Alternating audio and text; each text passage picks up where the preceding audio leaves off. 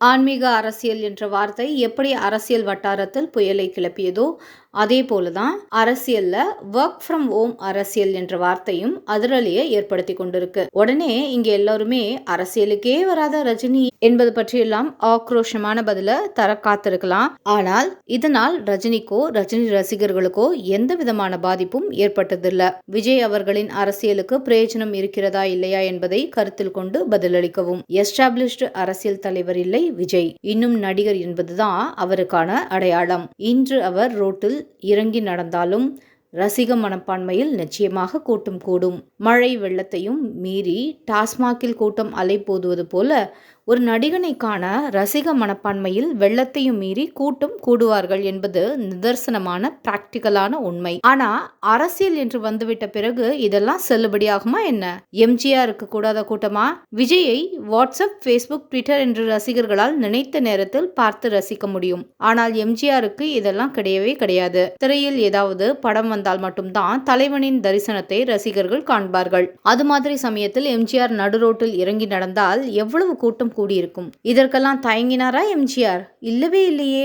அதற்கெல்லாம் தயங்காமல் மக்களோடு மக்களாக பழகுகிறார் என்பதுதான் எம்ஜிஆரின் மிகப்பெரிய பலமாகவே மாறி போனது. அனிதா மரணம், தூத்துக்குடி துப்பாக்கிச் சூடு போன்ற சம்பவங்களின் போது விஜய் யாருக்கும் தெரியாமல் நள்ளிரவில் பாதிக்கப்பட்டவர்களை சந்தித்து பேசியிருந்தார். ஆனால் அரசியலுக்கு வந்த பிறகு மீடியா புடைசூழ, ரசிகர்கள் படைசூழ கள்ளக்குறிச்சியில் கள்ளச்சாராயத்தால் பாதிக்கப்பட்டவர்களை சென்று சந்தித்து வந்தாரே, அதுவும் மக்கள் நெருக்கடி மிகுந்த மருத்துவமனையில். விஜய் வந்தால் கூட்டம் கூடி நெரிசல் ஆகிவிடும் என்ற வியாக்கியானம் எல்லாம் அப்போது எங்க போனது? கள்ளக்குறிச்சியில் கூட்டம் கூட வாய்ப்பில்லையா என்ன? சாராயம் குடித்து இறந்தவர்களை சந்திக்க நேரில் செல்லும் போது இந்த கூட்ட நெரிசல் பற்றி சிந்தனையெல்லாம் உதிக்கல போல இருக்கு. விஜயின் நேரடி தரிசனம் கிடைக்கும் அளவுக்கு சாராயம் குடித்து சாக கிடந்தவர்கள் அப்படி என்னதான் சாதித்து விட்டாங்க? அதற்காக இந்த வெள்ள சமயத்தில் விஜய் களத்தில் நின்று வேட்டியை மடித்து கட்டிக்கொண்டு உதவி செய்ய வேண்டும் என்று எதிர்பார்ப்பதும் அபத்தம்தான். தன்னுடைய மன்றங்கள் மூலமாக நலத்திட்ட பணிகள் மேற்கொள்ளப்படும் என்று ஒரு அறிக்கை வெளியிட்டிருந்தாலே போதுமானது. ஆனால் தன்னுடைய முகம் டிவியிலும் செய்தித்தாளிலும் வர வேண்டும் என்ற கணக்கு விஜய்க்கு உள்ளது. முழுக்க முழுக்க தன் கட்சியின் முகமாக தானே இருக்க வேண்டும் என்று நினைப்பதால் தான் இப்படி யோசிக்கிறாரோ என்னவோ.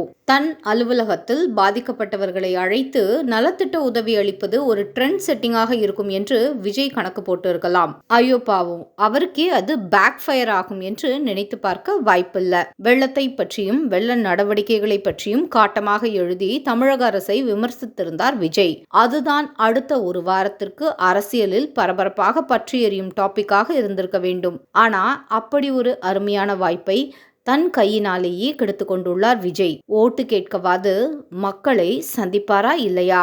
ஏரியா வாரியாக மக்களை அழைத்து தன் வீட்டில் வைத்து பேசியே பிரச்சாரத்தை முடிப்பாரா? பொறுத்திருந்து பார்ப்போம். களத்தில் விஜய் வருவாரா? மக்களோடு மக்களாக பயணிப்பாரா? அல்லது பிரச்சாரத்தையும் இப்படியே மக்களை அழைத்து முடித்துக் கொள்வாரா என்று